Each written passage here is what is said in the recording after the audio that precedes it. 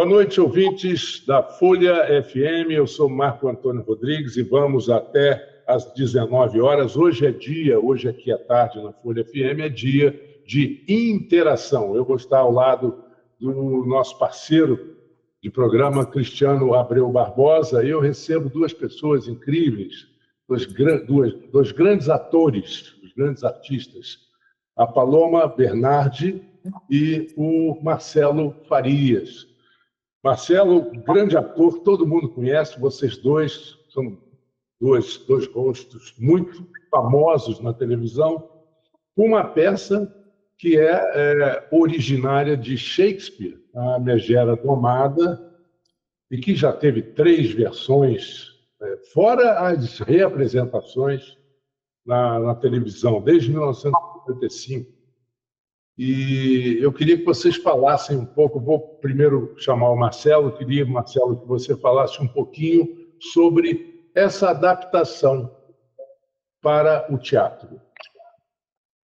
Com essa adaptação foi uma ideia do meu sócio, Pedro Vasconcelos, né, que trabalha comigo desde os anos 90, começo dos anos 90 a gente começou a produzir juntos, né, fizemos vários projetos aí, entre eles o D'Artagnan e os Três Mosqueteiros, que foi um sucesso estrondoso. Depois fizemos Dona Flor e seus Dois Maridos, ficou mais de 5 anos em cartaz. Inclusive fomos a Campos também com o espetáculo, Dona Flor de Jorge Amado.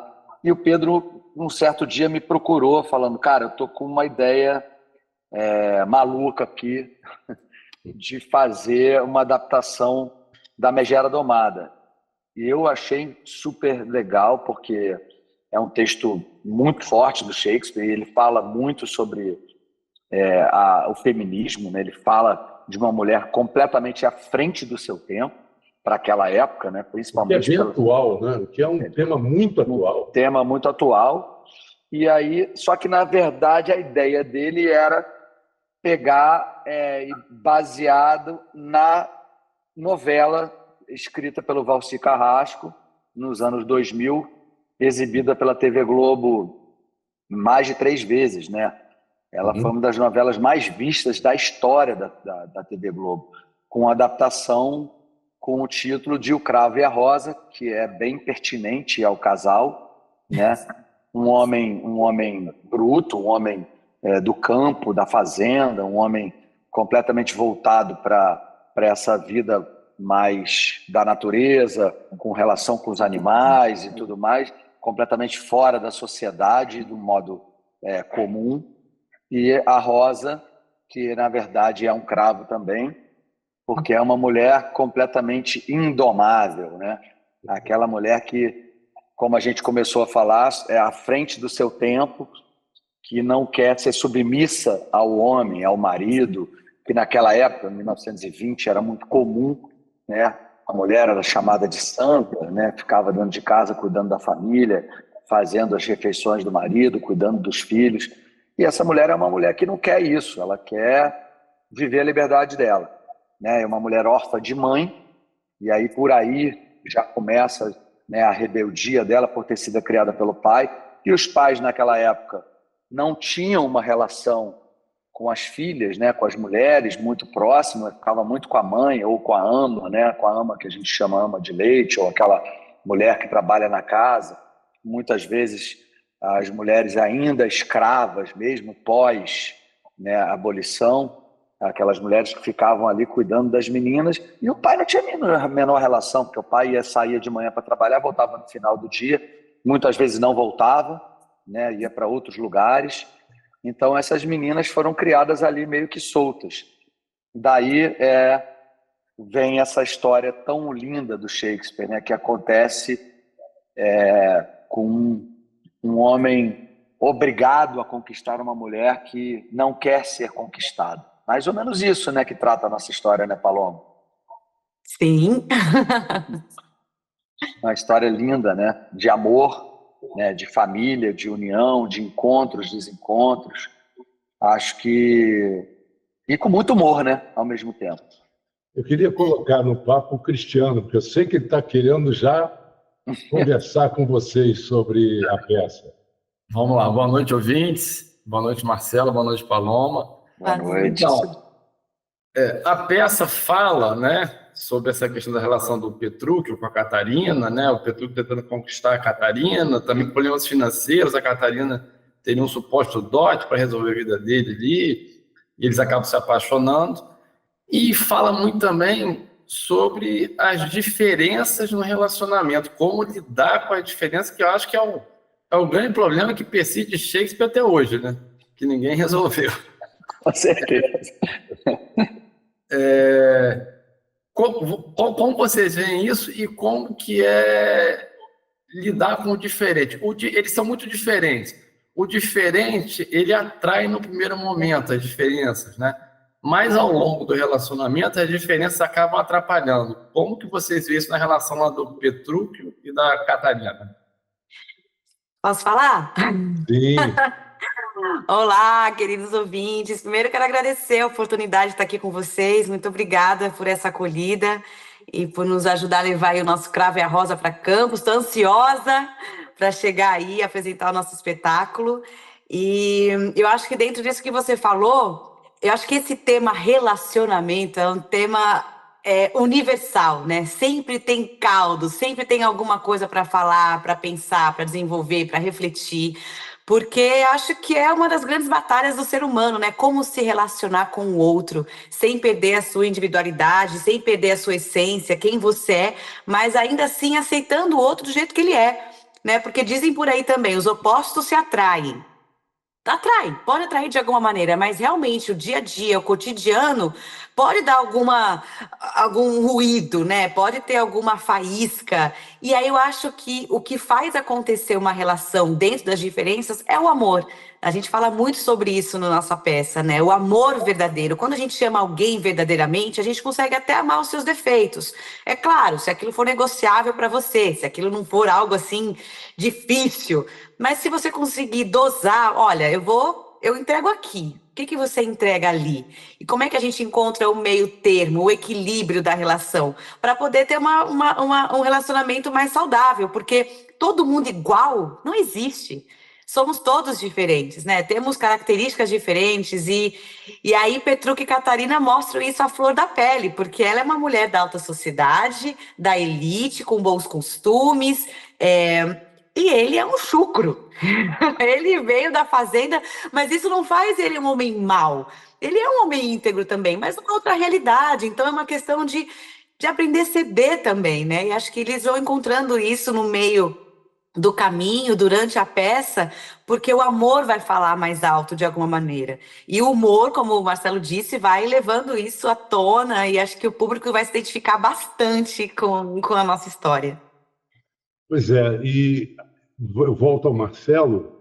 Marcelo, em termos logísticos, ou estéticos, até melhor do que logísticos, como é você adaptar o Cravo e a Rosa, que foi uma novela que durou aquele tempo normal que a gente sabe de novela, para 1h30, 2 horas de teatro? Como é que você consegue concentrar isso, a história? Olha, Na verdade, a Mexera Domada numa peça, né?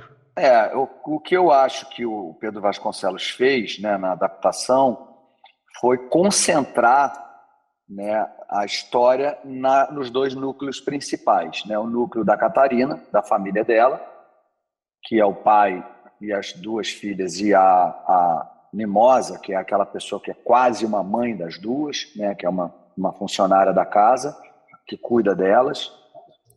E no caso do Petrúquio, é o Petrúquio e o funcionário da fazenda dele, que é o Calixto, que foi interpretado na novela Pedro Paulo Rangel. Saudoso, maravilhoso, grande ator. E eles ali ficam nessa concentração de a gente consegue mostrar um pouco do ambiente de cada um, para a partir do momento que eles se veem obrigados, né, meio que a resolver as vidas, né? O caso do Petrúquio, ele tem uma dívida, né? Ele pega um empréstimo e ele não consegue pagar essa dívida, ele se vê obrigado a fazer alguma coisa para salvar a fazenda dele, né? Que foi uma promessa que ele deixou para os pais. E quando ele encontra um dos pretendentes da Catarina, que está aí desesperado fugindo dela, porque a Catarina ameaça ele com uma arma e tal, Ele aí descobre que a Catarina tem os tais dotes, né? Só que só pode ser usufruído no caso desse homem conquistá-la. E ele aí vê a oportunidade de sair daquele buraco, né, que ele se encontra, casando com uma menina da sociedade, uma menina rica, né, filha de um banqueiro, e que ali pode salvar a fazenda dele. E ele vê aquilo ali como um desafio, né? Porque é uma mulher que é famosa na cidade por não ser conquistada por homem nenhum. Ele, como é um homem da fazenda, acostumado a domar cavalos, jumentos, onças, bois, ele fala, porra, para dominar uma mulher vai ser fácil. Só que aí ele cai. Só que não, não é mesmo? Página 9, né? Cai nas garras da onça braba, que é a Catarina. E daí tudo começa. Então é uma divertida história de amor, e que aí só indo lá para ver. Mas assim, ambientando, falando assim um pouco da questão cenográfica, a gente tem 2 ambientes que se transformam em um só quando a luz acende, que é um pedaço do cenário, né? Um pedaço que é a fazenda, outro pedaço que é a casa da Catarina. Mas na verdade é tudo um ambiente só, dividido por luz, e o teatro trabalha com a imaginação do espectador. Então é isso que a gente faz. A gente entra com interação na plateia, a gente brinca com o público, a gente conversa com o público, né? O Petrúquio, a gente faz uma homenagem a Shakespeare aí, brincando um pouco com Romeu e Julieta, onde o Petrúquio faz uma serenata para a Catarina, né? E a Catarina vai para um balcão, como seria a Julieta também, e ele canta uma música já nossa, não é uma música inglesa, é uma música brasileira, que é o Carinhoso, que é uma música linda. E ele aí canta para ela, obviamente desafinado, porque ele é um fazendeiro, e ela começa a jogar as coisas nele, e ele, como se tivesse alucinado, tudo que ela fala ao contrário, né? Tudo que ela fala condenando aquela declaração de amor, ele recebe como uma declaração de amor. Então é muito legal, é muito bonito, né? E ela não consegue se livrar daquele cara, porque aquele cara é insistente, né? Um ogro, né? Como se fosse o Shrek mesmo conquistando a sua amada. A Fiona, exatamente, é por aí. É interessante, como você fala, de adaptar uma música, né? Carinhoso, de Pixinguinha, e se não me engano a letra é do Braguinha. É linda, né? É linda. Meu coração, né? Tão bonita a música. E ele canta com a parceria do funcionário da fazenda, quer dizer, o peão da fazenda dele, seria o gerente da fazenda dele. Então, assim, é uma coisa totalmente, sei lá, antológica, antagônica. Ele dá o máximo, mas não consegue não, tá? Já vou dizer aqui aos ouvintes que ele não vai conseguir conquistar a Catarina. Não vai. Para o ponto de vista do Petrúquio, tudo que começou como um negócio, uma tentativa de salvação financeira, acaba virando um relacionamento muito forte, né? Um amor muito grande. E uma conquista, né? O desafio da conquista, né? Porque ele começa muito mais com o desafio da conquista do que propriamente com o amor, né? Ele quer casar para salvar a fazenda. E ela, por sua vez, conta para eles aí, Paloma, porque senão é só eu que vou falar, né? Pois é o Petrúquio, né? Petrúquio é assim, quando abre a boca, né? Gosta de falar, nunca vi. Égua. A gente fica brincando aqui um com o outro, já leva os personagens para casa, sabe?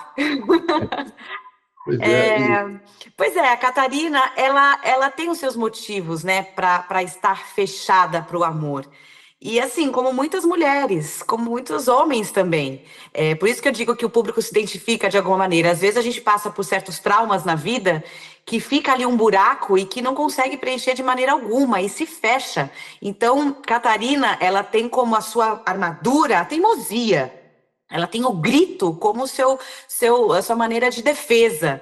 Então, assim, enquanto ele falou, né, o que está acontecendo na fazenda, o que acontece na casa grande, na cidade, dentro da casa de Catarina, é que o pai precisa casar as suas filhas, a tudo que é custo. Porque naquela época, se você não casa, você vai ficando para titia e você não é bem vista, bem falada. Então, o objetivo é casar as filhas. E a filha mais nova já está pronta para casar. Ela já está assim, quase com véu e grinalda ali, com o buquê na mão, pronta para casar. Só que ali a regra daquela casa é primeiro casar a filha mais velha, que é a Catarina. Só que regra da casa não, regra dos costumes da Sim, época, né? os costumes da época. Então, assim, ou ela casa ou a irmã ia ficar para a titia. Então, existe uma confusão dentro de casa. E tem os pretendentes, porque a Catarina é uma mulher bonita, é uma mulher interessante, só que ela tem realmente essa personalidade forte. Ela está muito à frente do tempo, como a gente disse aqui. Ela tem umas questões com os costumes, né, da mulher, que hoje em dia a mulher ela não é só dona de casa. Ela pode ser mais, ela pode ser além, ela pode ser dona de casa sim, mas ela pode também ter outros atributos. Mulher ela é multifacetada, né? Então ela defende muito isso.